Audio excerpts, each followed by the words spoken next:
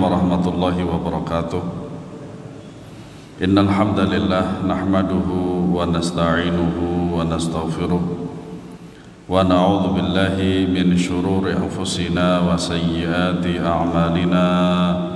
Man yahdihillahu fala mudilla lahu wa man yudlil fala hadiya lahu. Asyhadu an la ilaha illallah wahdahu la syarika lahu wa asyhadu anna Muhammadan abduhu wa rasuluh. Allahumma salli wa sallim wa barik ala nabiyyina Muhammadin wa ala alihi wa ashabihi ajma'in. Ma'asyiral muslimin, a'azanallahu wa iyakum. Alhamdulillah, kita bersyukur pada Allah Subhanahu wa taala pada malam 28 insyaallah taala ya. Kita dipertemukan kembali oleh Allah Subhanahu wa taala dalam majelis ilmu yang semoga Allah Subhanahu wa taala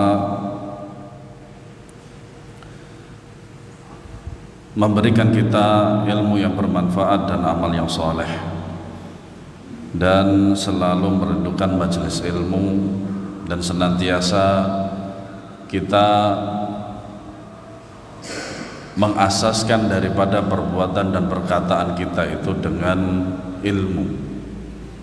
Ma'asyiral muslimin, a'azanallahu wa iyyakum. Ya. Untuk hari ini sampai yang akan datang ya, sampai hari Kamis sesuai jadwal, kita akan membahas tentang khulasah ta'zimil ilm, yaitu ringkasan daripada kitab Ta'zimul Ilm. Ta'zimul Ilm maknanya adalah mengagungkan ilmu, ya, mengagungkan ilmu yang dikarang oleh Syekh Shalih Al-Utsaimin hafizahullah ta'ala, ya, yang dikarang oleh Syekh Shalih Al-Utsaimin hafizahullah ta'ala. Nah, kitab ini atau pembahasan ini sudah pernah kita bahas. Seingat saya Ramadan tahun lalu. Ya, Ramadan tahun lalu di pertemuan pertama sebelum ya H-2 daripada Idul Fitri. Ya, nanti antum bisa ya murojaah, lihat lagi pertama di Facebook nganjuk mengaji. Dan wallahu alam apakah sudah diupload di YouTube nganjuk mengaji juga, wallahu alam. Tapi ya antum bisa melihatnya lagi nanti di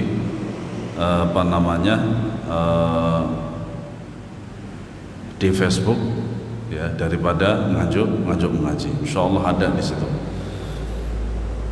Nah, karena kita tahun kemarin sudah menjelaskan tentang muqaddimah, kemudian juga daripada al-ma'aqid, yaitu prinsip-prinsip dalam ilmu, mendapatkan ilmu. Waktu itu kita telah membahas pada al-ma'aqidul awal dan al-ma'aqidul tsani, prinsip pertama dan prinsip kedua. Jadi kita pada hari ini insyaallah ta'ala akan mulai membahas pada al-ma'aqidul tsalits. Sekiranya antum di grup nganjuk mengaji, yang nganjuk mengaji 1 atau 2, itu artikel atau bukunya sudah di-share ya, nanti antum yang belum masuk bisa minta daripada buku tersebut ya, buku tersebut. Para jamaah rahimakumullah ta'ala, kenapa kita membahas ini? Pertama adalah supaya kita mendapatkan ilmu yang bermanfaat. Karena apa? Karena ada ilmu yang tidak bermanfaat. Jikalau ada ilmu yang bermanfaat, tentu saja kebalikannya ilmu yang tidak bermanfaat itu juga ada. Yang kedua, kita menapaki untuk mendapatkan ilmu itu sesuai dengan qawaid dan dhawabit, kaidah-kaidah dan ketentuan-ketentuan yang sudah ditentukan oleh para ulama. sehingga dengannya kita mendapatkan ilmu yang bermanfaat. Selain ilmu yang bermanfaat juga kita mendapatkan amal yang saleh. Oleh karenanya para ulama rahimahumullah ta'ala mengatakan iqtida'ul ilmi al-amal. Yang namanya ilmu itu membutuhkan praktek, yaitu sebuah amal. Bahkan para ulama terdahulu juga menyatakan bahwasanya ilmu tathbitul ilmi al-amal. Ilmu akan semakin kokoh itu dengan amal. Mengamalkan ilmu itulah bentuk daripada ilmu yang bermanfaat. Maka kita mulai dari Al-Ma'aqidus Tsalits, ya, halaman 34. Ya. Yaitu jam'u himmatin nafsi alaihi. Ya. Sebenarnya kalau buku semacam ini lebih afdolnya dicetak. Ya, dicetak. Ada dua versi penerjemahan sebenarnya. Terjemahan yang pertama Ustadz Abdullah Zain, ini bukunya kutip kecil tapi 147. Ada yang 78. Ya, itu. Cuman yang saya share itu cuman yang satu, yang alih bahasanya Ustadz Abdullah Zain. Ya. Sehingga nanti di ruang-ruang daripada kertas-kertas kosong itu antum bisa nulis. Dulu saya pertama kali ikut kajian Sahih Bukhari Al-Ustadz Abdul Hakim hafizahullah ta'ala, karena kitab saya itu masih di Saudi. Dalam perjalanan ke Indonesia itu saya ngeprint sendiri. Jadi saya cari Sahih Bukhari itu, babnya itu, kemudian saya blok, kemudian saya letakkan di Word, kemudian setelah itu saya setting, kemudian saya print. Dan waktu itu pernah saya juga disuruh untuk baca oleh beliau hafizahullah ta'ala, yang kemudian beliau memuji, mengatakan bacaan antum bagus, alhamdulillahirabbil alamin. Makanya sebenarnya kadang secara jujur mengisi kajian dengan tab seperti ini saya nggak serak. Kenapa demikian? Karena mengurangi wibawa majelis ilmu. Masyayikh saya di Saudi Arabia itu kalau ngaji itu pasti pakai kitab, Pak. Ya, pasti pakai kitab fisik, kertas, bukan pakai ini. Makanya ada sebagian asatidzah kita, sebenarnya ini adalah gelar buruk, disebut dengan ustadz laptop. Gelar buruk. Kenapa demikian? Karena setiap ngisi kajian itu artikelnya ada di laptop. Jadi sehingga dia langsung buka laptop begitu. Makanya disebut dengan ustadz laptop. Ini sebenarnya gelar yang buruk. Itu. Nah, al-maqidus tsalitsu jam'u himmatin nafsi alaihi. Tujma'ul himmatu 'alal matlubi bitafaqqudi thalathati umurin. Awwaliha al-hirsu 'ala ma yanfa'u, famata wuffiqa al-'abdu ila ma yanfa'uhu harasa 'alaihi. Thaniha al-isti'anatu billahi 'azza wa jalla fi tahsilihi. Thalithaha wa 'adamul 'ajzi 'an bulughil bughyati minhu. Ya, prinsip ketiga, serius belajar. Serius belajar. Jikalau kita serius dalam masalah dunia, maka dalam masalah agama lebih serius. Kenapa demikian? Yahya bin Abi Katsir mengatakan bahwasanya lan yunalal ilma birohatil jasad. Ilmu itu tidak akan bisa didapatkan dengan badan yang santai. Makanya gak mungkin orang yang sedang tidur dapat ilmu langsung, itu gak mungkin.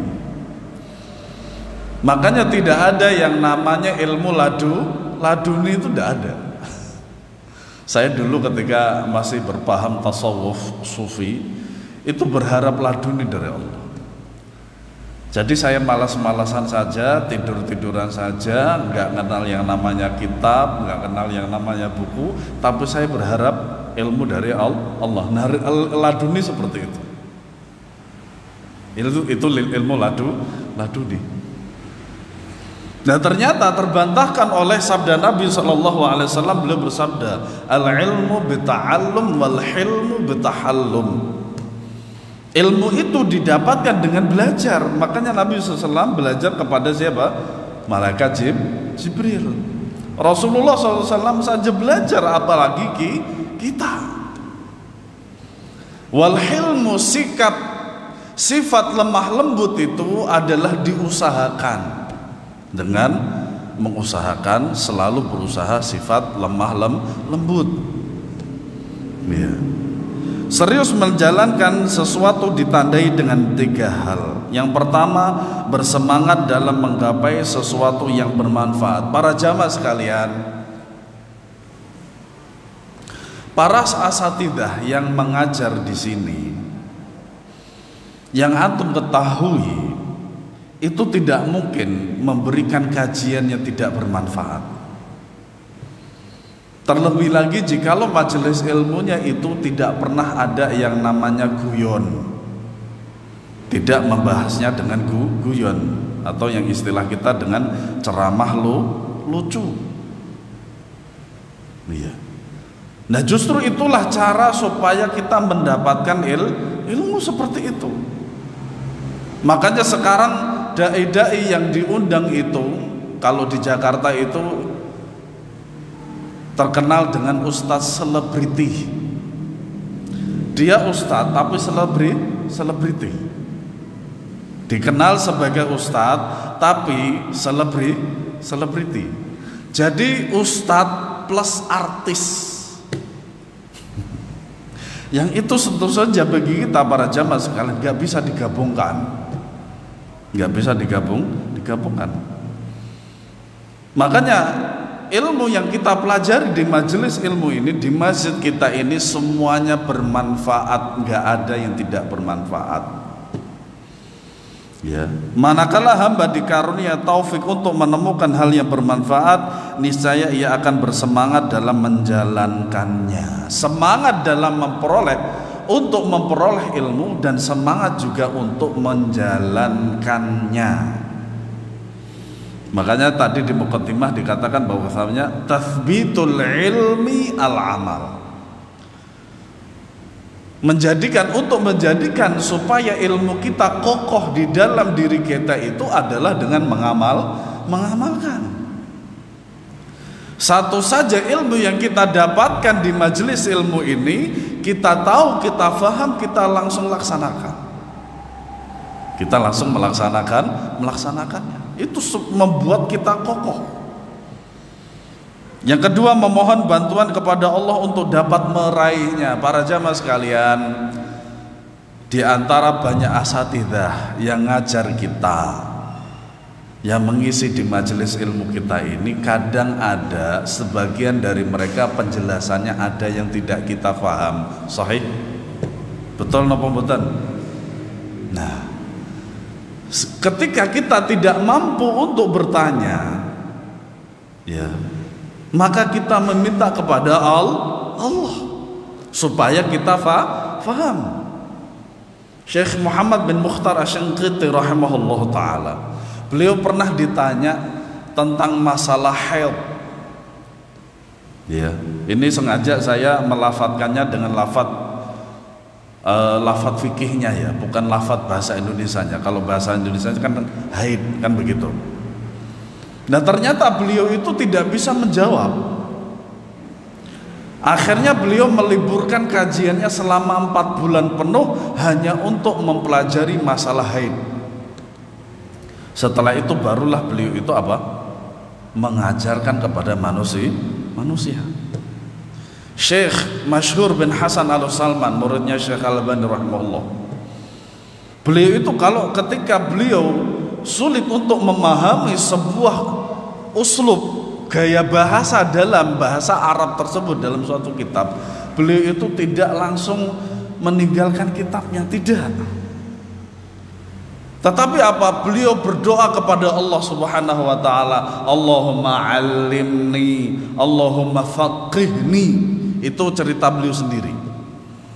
Jadi ketika aku membaca sebuah kitab, aku membaca sebuah uslub, gaya bahasa sastra Arab yang begitu tinggi, yang tidak memungkinkanku untuk memahaminya dengan baik, dan saya tidak faham, maka aku berdoa kepada Allah Subhanahu wa taala, Allahumma 'allimni, Allahumma faqihni. Jangan terus mutus.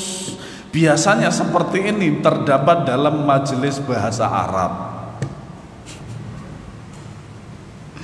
Makanya majelis bahasa Arab itu majelis yang paling ngenes keadaannya.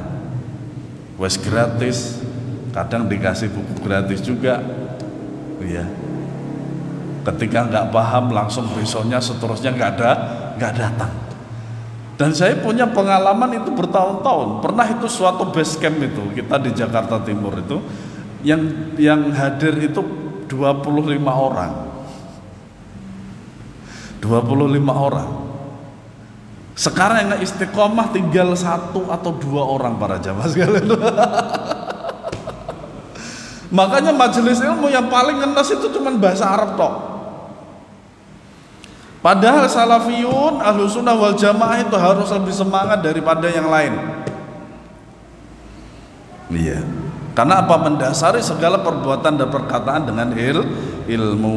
Yang ketiga, tidak bersikap malas dalam upaya menggapainya. Mau tidak mau harus saya sampaikan. Ketika jadwalnya jam 16.30 sudah siap. Kajian Sahih Bukhari Ustaz Abdul Hakim itu jam 8.30. Saya di sana itu jam 7 sudah di sana para jamaah sekalian. Di majelisnya Al Hasan Al Basri rahimahullahu taala. Ya, di Irak sana itu ada orang berjalan dari Mesir ke Irak. Dan itu perjalanan dia sampai kepada majelis ilmu itu 3 hari sebelum majelis. Subhanallah. Subhanallah. Itu 3 hari sebelum adanya majelis dia sudah datang. Bukan berarti ketika antum terlambat saya katakan antum malas, enggak. Jangan salah sangka loh yo. Dari dulu yang namanya majelis ilmu yang selalu istiqomah itu Ustaz Teto. Kenapa demikian para jamaah? Ketika sudah dapat jadwal, dia sudah mendeklarasikan dirinya, oh hari ini berarti saya harus meluangkan waktu saya untuk ngaji. Seharusnya kita juga sama. Ya kecuali kalau antum ada kesibukan ya monggo. Ya. Wa qad jumi'at hadhihi al-umur ats-tsalatsatu fil hadits alladhi rawahu Muslimun an Abi Hurairah radhiyallahu anhu anna Nabiy sallallahu alaihi wasallam qala ihris ala ma yanfa'uk wasta'in billahi wa la ta'jiz. Qala al-Junayd rahimahullah ma talaba ahadun syai'an bijiddin wa sidqin illa nala wa illam yanalhu kullahu nala ba'dahu. Qala Ibnu al-Qayyim rahimahullah fi kitabih al-Fawaid idza tala'a najmul himmati fi dhalami lailil batalati wa radifahu qamarul azimati asyraqatil ardu bi nuri rabbiha. 3 hal di atas telah digabungkan dalam sebuah hadis dari Abu Hurairah radhiyallahu anhu bahwasanya Nabi SAW bersabda, ihris ala ma yanfa'uk wasta'in billahi wala ta'jaz. Bukan wala ta'jiz, berarti tadi harakatnya salah. Wala ta'jaz. Al-ajiz, lemah. Hadis ini diriwayatkan oleh Imam Muslim. Bersemangatlah dalam menggapai hal yang bermanfaat untukmu, terutama sesuatu yang bermanfaat untuk agama kita. Makanya istilah wara' tetangga kita sana itu, al-wara'u tarku ma la yanfa'u fil akhirah. Wara' itu adalah meninggalkan sesuatu yang tidak bermanfaat untuk akhirat kita. Seperti apa? Bermaksiat, syirik, bid'ah dan seterusnya. Berarti kebalikan dari itu apa? Kita mengambil sesuatu yang bermanfaat untuk akhirat kita. Ya ilmu, ibadah di atas ilmu, bermajelis ilmu, membaca Al-Quran, sholat di atas ilmu dan seterusnya. Itu yang bermanfaat. Ya. Mohonlah bantuan kepada Allah dan jangan bersikap malas. Ya. Ada sebuah pepatah mengatakan, ijhad wala taksal wala taku ghafilan fanadamatul uqba liman yatakasal. Bersungguh-sungguhlah dan jangan malas. Kenapa demikian? Orang-orang yang malas itu pada dasarnya nanti akan dia menyesal. Ya. Makanya para jamaah sekalian, ada sebuah hadis yang sahih menjelaskan bahwasanya orang yang mengambil ilmu, entah dia itu mengambil ilmunya itu sedikit, bahkan pun mengambil ilmunya banyak, dia juga akan merasa rugi, merasa menyesal. Kenapa gak dari dulunya kita mendapatkan ilmu ini? Para jamaah sekalian, kalau kita gak belajar ilmu syar'i, kita tidak akan dapat tidak akan mengerti indahnya Islam, mudahnya Islam. Segala sesuatu itu akan terpecahkan dalam majelis ilmu, terutama diskusi, bukan debat. Terutama diskusi. Al-Junaid rahimahullah ta'ala, ini setahu saya Al-Junaid ini yang pernah saya baca ini seorang sufi, tapi wallahu alam kenapa Syekh menyebutkan di sini. Namanya Abul Qasim Al-Junaid Al-Baghdadi. Namanya Abul Qasim, nama aslinya saya lupa. Karena saya dulu pernah punya buku besar tebal 50 wali agung yang diterbitkan oleh salah satu pondok pesantren terbesar di Kediri. Ya, itu saya lihat namanya Abul Qasim Al-Junaid Al-Baghdadi. Menjelaskan seseorang yang mengejar sesuatu dengan semangat dan kejujuran pasti akan mendapatkannya. Man jadda wajada. Nah, sebagian kaum muslimin itu salah dalam menulis wajada. Waw itu asli milik dia, bukan waw tambahan. Jadi sehingga dia ketika menulis itu man jadda jadi satu, wajada salah. Ya. Waw jim dal 3 huruf itu satu kata, wajada maknanya mendapatkan. Kalau jadda itu bersungguh-sungguh. Iya. Kalau nggak sungguh-sungguh kita tidak akan mendapatkan ilmu. Iya. Jika tidak semuanya berhasil ia raih, paling tidak ia akan meraih sebagiannya. Ada seorang ketika dia berada di Masjidil Haram, dia meminum air Zam-Zam. Kemudian dia berdoa, ya Allah jadikanlah aku seperti Imam Ibnu Hajar Al-Asqalani. Boleh tidak berdoa seperti itu? Boleh. Boleh. Dan ternyata orang yang berdoa ini menjadi seorang ulama walaupun tidak sepadan dengan Ibnu Hajar. Iya. Tapi nyatanya doa tersebut dikabulkan oleh Allah Subhanahu wa ta'ala dan beliau menjadi pemuka agama. Tapi air Zam-Zam sampai di Indonesia sudah imitasi. Sudah imitasi. Kadang juga sulit untuk diketahui ini asli atau palsu. Sangat sulit di Indonesia. Duit aja juga ada banyak yang palsu. Ya, hadis saja juga banyak yang palsu. Nah, wa inna mimma yu'li al-himmata wa yasmu bin nafsi i'tibaru hali man sabaq wa ta'arrufa himamil qaumil madin.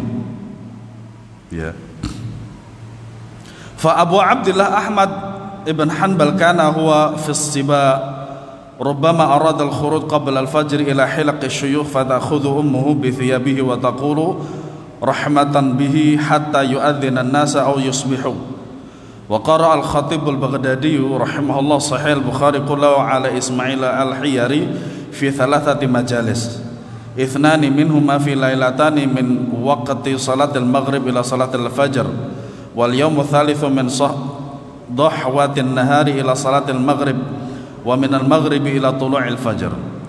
Wa kana Abu Muhammadin ibnu Tabban awwala ibtidaihi yadrusul laila kullahu, fa kanat ummuhu tarhamuhu wa tanhahu 'anil qira'ati bil lail, fa kana ya'khudhul misbaha wa yaj'aluhu tahta al-jafnati syai'un min al-aniyati al-'azimati wa yatadhaharu bin naumi, fa idza raqadat akhraja al-misbaha wa aqbala 'ala ad-darsi.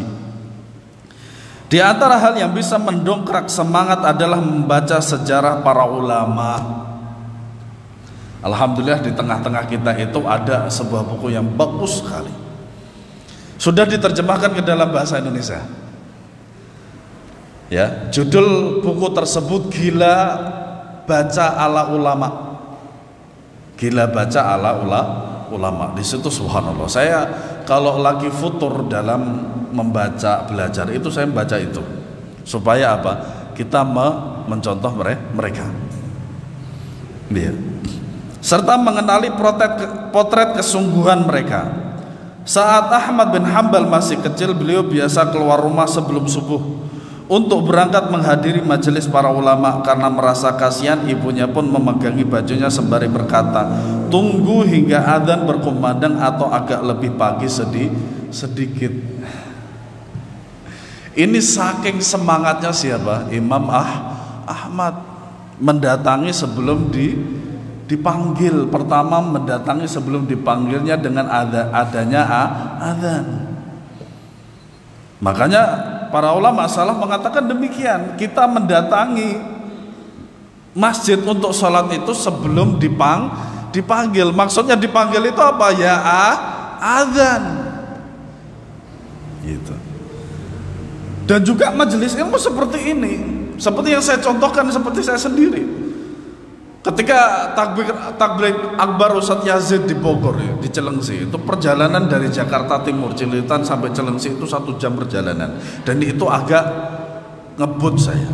Dari rumah itu jam 6.15 sampai sana jam 7. Qadarullah di depan beliau ini, di depan meja ini saya nggak dapat tempat karena sudah saking banyaknya. Ternyata yang ada yang jauh dari Bogor, jauh dari Karawang dan seterusnya, mereka mabit. Pernah dengar istilah ini, mabit?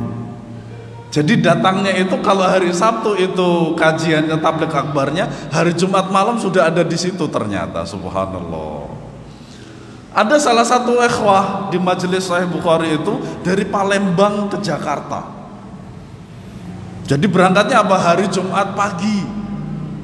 Ya kan, Palembang Jakarta itu kan sekitar 2 jam kan kalau naik pesawat. Nah nanti dari Cengkareng ke tempat hotelnya paling sekitar 1 jam atau mungkin 2 jaman. Nah, biasalah kalau di Jakarta itu habis di waktu dan di jalan. Subhanallah. Setiap seminggu sekali dia pasti datang di Sahih Bukhari dari Palembang. Antum bayangin. Ya, alhamdulillah di sekitar kita itu masjid kita sendiri sudah penuh ramai dengan majelis ilmu. Subhanallah, luar biasa para jemaah. Ya. Al-Khatib Al-Baghdadi rahimahullah ta'ala pernah mengkhatamkan Sahih Bukhari hanya dalam 3 pertemuan. Al-Imam Al-Muzani rahimahullah ta'ala sebenarnya ada 2 riwayat. Riwayat pertama, beliau membaca kitab Ar-Risalah Al-Imam Syafi'i, di hadapan Al-Imam Syafi'i itu membaca Ar-Risalah sampai 50 kali. Ada satu riwayat, dan ini yang paling banyak riwayatnya adalah Al-Imam Al-Muzani itu beliau membaca kitab Ar-Risalah di hadapan Al-Imam Syafi'i 50 tahun. 50 tahun lamanya. Nah inilah yang disebut di dalam hadis Nabi SAW bahwasanya umur yang berkah itu adalah umur yang panjang yang penuh kebaikan. Di antaranya adalah kebaikan mendapatkan ilmu syar'i. Di hadapan guru beliau Ismail Al-Hiri atau Al-Hiyari, 2 pertemuan masing-masing dimulai ba'da maghrib hingga subuh. Dari maghrib sampai subuh. Subhanallah. Makanya para ulama terdahulu, para ulama salaf terdahulu itu mereka itu sangat-sangat kuat dalam majelis ilmu. Kenapa? Ikhlas lillahi ta'ala dan semangat yang tinggi untuk mendapatkan ilmu syar'i, ilmu yang bermanfaat. Iya. Sedangkan pertemuan ketiga mulai sejak waktu duha sampai maghrib. Dari waktu duha sampai maghrib. Subhanallah. Iya. Membaca Al-Quran juga demikian, paling minimal berapa? 3 hari. Itu udah paling maksimal ya. Intinya pokoknya Nabi SAW melarang kurang dari 3 hari. Ya, bukan berarti secara mutlak tidak. Karena Imam Syafi'i seperti yang kita ketahui pengamalan dari Imam Syafi'i itu 1 hari beliau khatam dua kali, sehingga 1 bulan itu beliau khatam 60 kali. Subhanallah. Iya. Lalu dilanjutkan maghrib hingga terbit fajar. Dan itu pernah dilakukan oleh Nabi SAW juga. Apa itu? Nabi SAW ya, beliau itu dalam sebuah pertemuan setelah sholat subuh tanpa berzikir beliau langsung naik mimbar. Ya, naik mimbar memberikan khutbah, memberikan ilmu, memberikan ceramah dan seterusnya sampai zuhur datang. Zuhur datang, sholat berjamaah, kemudian langsung naik mimbar lagi. Setelah itu langsung sampai asar datang. Setelah asar datang, beliau naik mimbar lagi sampai maghrib. Setelah maghrib ya, kemudian naik lagi mimbar lagi sampai isya. Setelah itu selesai. Makanya itulah perlunya kadang sebuah daurah yang setelah kita berkali-kali laksanakan. Apalagi kalau bulan Syawal itu biasanya itu termasuk saya diundang itu untuk hadir daurah syariah di Batu Malang itu, Masya Allah sangat padat sekali. Mulai dari jam 8 sampai 9.30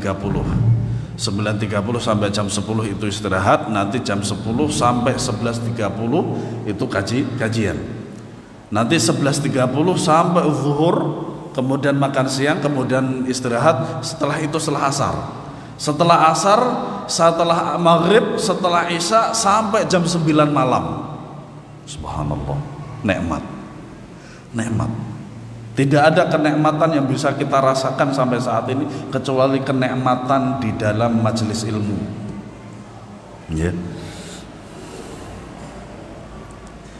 Abu Muhammad Ibnu At-Tabban di masa awal menuntut ilmu, di awal menuntut ilmu itu tidak terbatas dengan umur para jamaah. Ada salah seorang ulama, dia menjadi seorang ulama itu awal dia mencari ilmu, hadir di majelis ilmu pada umur 40 tahun. Pada umur berapa? 40 tahun. Akhirnya dengan kegigihan beliau, keikhlasan beliau dan semangat beliau dalam mencari ilmu syar'i, Allah jadikan dia sebagai pembesar ahli ilmu. Iya. Biasa belajar semalam suntuk hingga ibunya merasa kasihan dan melarangnya membaca di malam hari. Padahal belajar para jamaah sekalian. Maka di sini kita ambil sebuah faedah bagi orang tua, boleh-boleh saja membatasi anak untuk membaca. Tapi kalau dia semangat jangan. Kecuali mengingatkan dia bahwasanya badannya dia itu ada hak untuk istirahat. Ya. Terlebih lagi sekarang itu yang namanya gadget itu musuh besar. Nggih napa mboten? Antum-antum yang punya anak terutama yang dari pesantren itu loh. 1 semester belum pulang nggak pernah megang HP, ketika megang HP balas dendam. Ya, siapa di sini yang anaknya seperti itu? Bisa dirubah tidak? Bisa. Pertama dengan pertolongan Allah Subhanahu wa taala. Kedua doa. Ketiga usaha yang maksimal. Karena tidak mungkin orang tua itu mengajari anaknya itu minum khamr, ya enggak? Karena nggak mungkin orang tua itu ngajari anaknya nyolong. Ada di sini orang tua yang ngajari anaknya nyolong? Pasti tidak. Sesuatu yang baik. Bahkan pun jikalau orang tuanya bajing loncat, antum tahu istilah ini? Ini istilahnya orang Jawa, Jawa Barat, orang Sunda. Kalau kita premannya preman, ya. Itu pun juga nggak menginginkan anaknya itu kayak dia. Pun bahkan seorang ulama menginginkan anaknya lebih dari dia. Ustadz Firanda hafizahullah ta'ala, doktor, menginginkan anaknya lebih dari dia. Antum bayangin kayak apa kiranya gitu. Nah, hingga ibunya merasa kasihan dan melarangnya membaca di malam hari, maka beliau pun menyiasati dengan menyembunyikan lampu teplok di bawah ember besar. Ini gambaran semangatnya seorang anak memperoleh ilmu syar'i. Seharusnya orang tua mendukung. Ya. Ada orang tua menyemangati anaknya untuk berpacaran. Itu saya dapati sendiri. Justru dia orang tua itu sedih kalau anaknya nggak punya pacar. Istilahnya apa? Nggak laku. Padahal orang yang pacaran bertahun-tahun lamanya belum tentu dia jodohnya. Menjaga jodoh orang, kalau istilahnya anak muda sekarang begitu. Ajib. Itulah hawa nafsu para jamaah. Ini anak muda semangat dalam menuntut ilmu, semangat dalam belajar, jangan sampai dibatasi. Semangati dia, cuman ingat karena badan itu juga butuh hak untuk istirahat. Bukankah kalau sudah istirahat, badan segar, mendapatkan ilmu juga lebih mudah? Ya. Lalu mengesankan seakan dia sudah tidur. Bila ibunya telah tidur, beliau mengeluarkan lampunya, lalu beliau belajarlah lagi. Sekarang gadget yang digituin.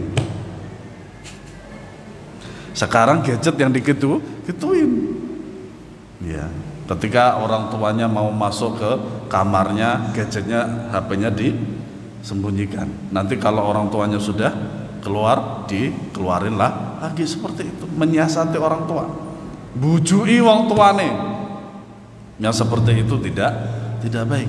Makanya sebagai orang tua, ketika antum ya memberikan gadget antum kepada dia, adanya perjanjian, adakan sebuah perjanjian, suruh milih 5 menit, 15 menit, jangan lebih dari setengah jam. Kalau sudah ada kesepakatan di situ, harus antum ambil, jangan terlambat sedetik pun.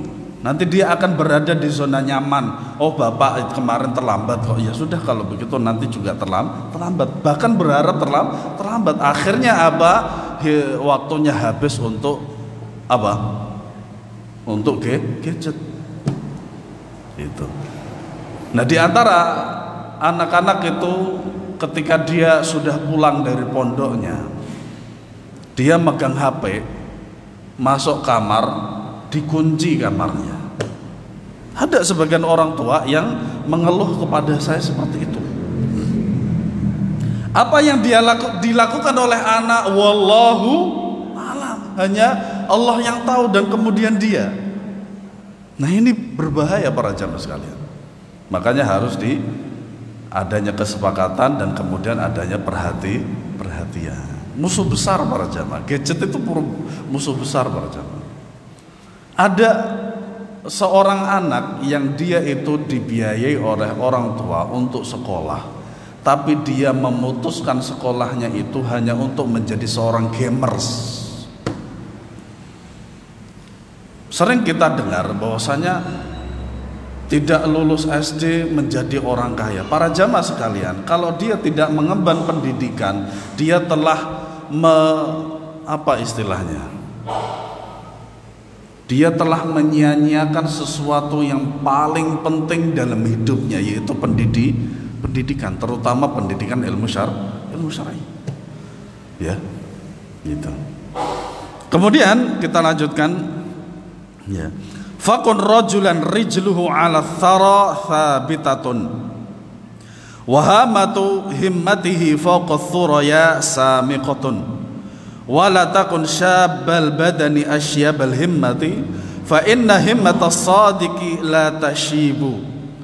Kana Abul Wafa ibnu Aqil ahadu adhkiya'il alimi min fuqaha'il hanabilati yunshidu wa huwa fi thamanin ma syaba azmi wala hazmi wala huluqi wala wala'i wala dini wala karami wa inna maghtadha sya'ri ghairi sibghatihi wasyaibu fi sya'ri ghairi syaibi fil himami. Subhanallah. Ini Ibnu Aqil yang punya syarah Ibnu Aqil tentang nahwu. Ya, tentang nahwu. Jadilah orang yang terlapak kakinya mantap menetap di bumi. Ya kalau ngayang kan pocong, kuntilanak dan lain sebagainya. Namun semangatnya menjulang tinggi di atas bintang. Nah ini sebuah gambaran yang indah sekali. Makanya saya tulis dalam sebuah gambar.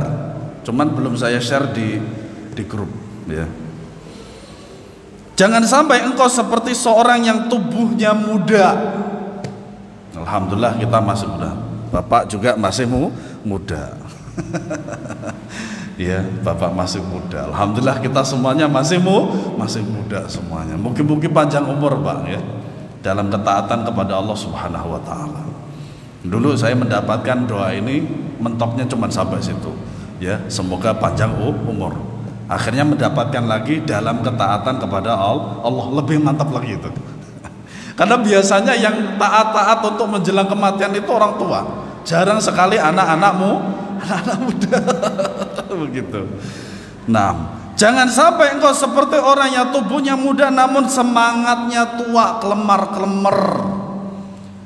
Sabane ning kafe ngopi, ngerokok, ikhtilat, musik dan lain sebagainya. Makanya para ulama, ada seorang ulama melihat seperti itu. Seandainya umurnya bisa saya beli. Itu saking semangatnya untuk menggunakan umur itu dengan yang bermanfaat, terutama untuk akhirat, bekal akhirat. Yeah. Sungguh semangat orang yang bersungguh-sungguh itu tidak akan pernah menua. Seperti yang saya jelaskan tadi. Ya, di majelis kita ini juga ada yang muda, ada yang tua, ada yang sedang dan seterusnya. Ya. Makanya bukan berarti yang datang di majelis ilmu itu orang pengangguran semuanya. Ya pernah kan atau mungkin melihat statement seperti ini. Gitu. Salah satu tokoh jenius dunia, Abul Wafa ibnu Aqil, seorang ahli fikih madhab Hanbali. Ya. Di usia 80 tahun beliau bersenandung, semangatku, keteguhanku, karakterku tidaklah menua. Dan itu pernah diceritakan juga oleh Syekhuna Ustadzuna Abdul Hakim di majelis beliau. Beliau pernah bermajelis dengan Syekh Al-Albani rahimahullah ta'ala, dan pernah juga sholat di samping Syekh Al-Albani rahimahullah. Jadi beliau menceritakan pada kami, ketika sholat itu beliau seakan seperti orang tua. Jadi gerakannya itu sangat lambat. Tapi ketika beliau dalam majelis ilmu, suaranya melebihi anak muda. Nah, Ustaz Abdul Hakim sebenarnya umurnya juga 50-an kok, beliau belum nyampe 60. Tapi kalau beliau menjelaskan, suaranya menggelegar sekali, sehingga kita itu semangat sekali dalam bermajelis ilmu.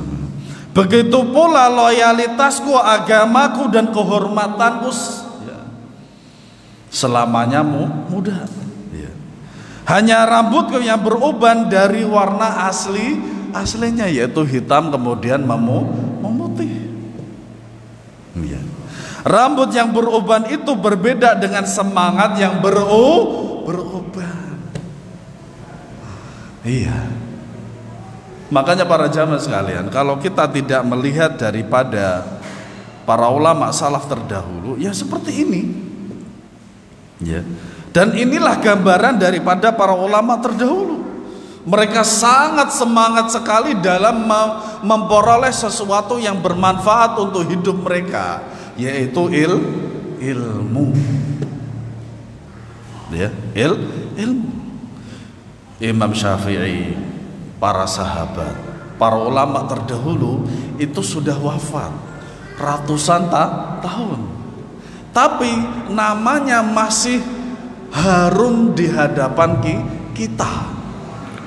Dan mereka seperti itu bukan karena hartanya, bukan karena kedudukannya, tetapi karena ilmunya yang Allah Subhanahu wa ta'ala berikan kepada mereka. Ya. Makanya tidak ada yang bisa mengangkat derajat seorang hamba sampai dia matinya dengan hakiki di hadapan makhluknya di langit dan di bumi kecuali dengan ilmu. Yarfa'illahu alladhina amanu minkum walladhina utul ilma darajat. Makanya Ibnul Qayyim rahimahullah ta'ala menulis sebuah buku namanya Al-Ilmu Fadluhu wa Syarafuhu, ilmu keutamaan dan kemuliaannya, yang kemudian ditahqiq oleh Syekh Ali Hasan Al-Halabi rahimahullahu ta'ala. Semoga Allah Subhanahu wa ta'ala menjadikan kita, semangat kita betul-betul semangat dalam memperoleh ilmu yang bermanfaat. Amin ya rabbal alamin. Wallahu alam bisawab. Semoga bermanfaat. Subhanakallahumma bihamdika asyhadu an la ilaha illa anta astaghfiruka wa atubu ilaik. Assalamualaikum warahmatullahi wabarakatuh.